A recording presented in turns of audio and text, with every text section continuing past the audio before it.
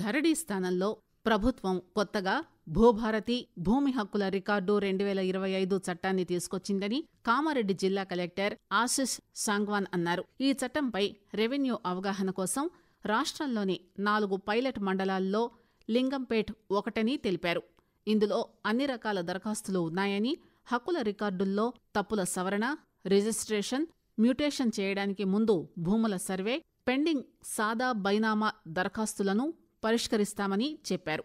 ప్రజలు ఆర్థికంగా ఎదగాలనే ఉద్దేశంతో ప్రభుత్వం అందిస్తున్న సంక్షేమ పథకాలు, కార్యక్రమాలను లబ్ధిదారులు సద్వినియోగం చేసుకోవాలని బాన్స్వాడ ఎమ్మెల్యే పోచారం శ్రీనివాసరెడ్డి అన్నారు.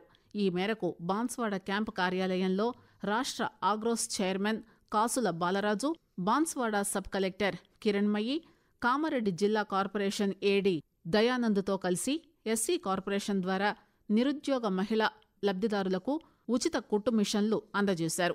రైతులు దళారులను నమ్మి మోసపోవద్దని, ప్రభుత్వ కొనుగోలు కేంద్రాల్లోనే తమ పంటలను అమ్ముకుని మద్దతు ధర పొందాలని జుక్కల్ ఎమ్మెల్యే తోట లక్ష్మీకాంతారావు అన్నారు.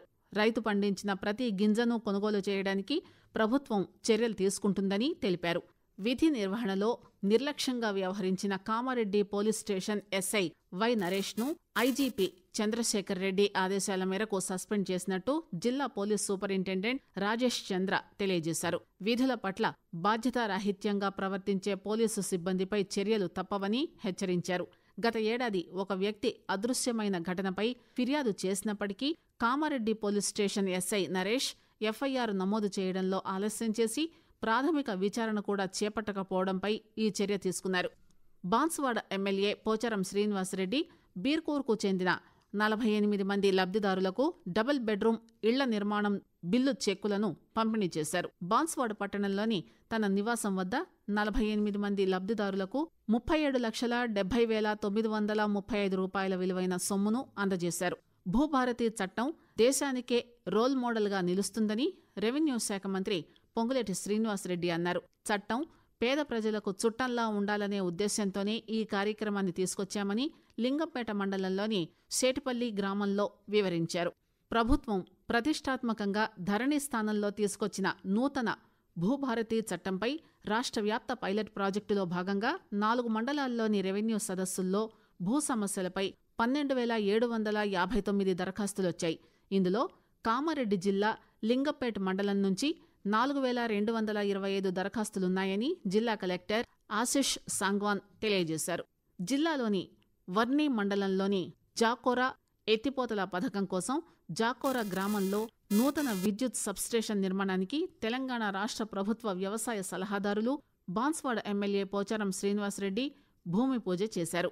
మండల పరిధిలో ఉన్న 9 గ్రామాల్లోని 4,470 ఎకరాలకు సాగునీరు అందించే లక్ష్యంతో చేపట్టిన జాకోరా ఎత్తిపోతల పథకానికి ఈ నూతన సబ్స్టేషన్ ద్వారా విద్యుత్తు సరఫరా చేస్తారు. విధి నిర్వహణలో భాగంగా మావోయిస్టులు అమర్చిన మందుపాతర పేలి మరణించిన పోలీస్ కానిస్టేబుల్ వడ్ల శ్రీధర్ కుటుంబాన్ని ఆదుకుంటామని రాష్ట్ర రవాణా శాఖ మంత్రి పొన్నం ప్రభాకర్ అన్నారు. జిల్లాలోని పాల్వంచ మండలానికి చెందిన గ్రేహౌండ్స్ కానిస్టేబుల్ వడ్ల శ్రీధర్ అంత్యక్రియల్లో పాల్గొన్న మంత్రి మావోయిస్టులు హింసా మార్గాన్ని వదిలిపెట్టి చర్చల ద్వారా సమస్యలు పరిష్కరించుకోవాలని సూచించారు. మరణించిన శ్రీధర్ కుటుంబానికి ప్రభుత్వం తరఫున 2.17 కోట్ల రూపాయలు ఆర్థిక సహాయం అందిస్తామన్నారు.